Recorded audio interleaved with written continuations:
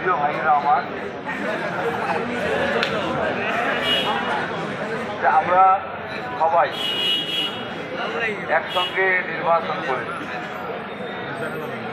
এবং এই নির্বাচনকে ঘিরে আমরা কাউনিয়া উপজেলাবাসীর উন্নয়ন করব।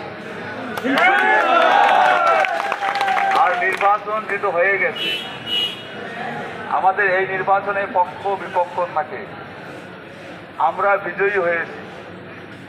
আর এই বিজয়ের মাধ্যমে আমাদের কিন্তু অনেক দায়িত্ব কর্তব্য কিন্তু অনেক গুণ বেড়ে যাবে।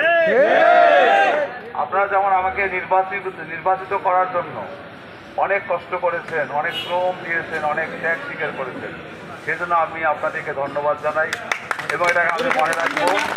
আর সর্বোপরি আপনারা সবাই শান্ত শিষ্টভাবে সহনশীলতার পরিচয় দেবেন, যাতে এলাকায় যারা বিরোধিতা করছেন তারাও আমার ভাই।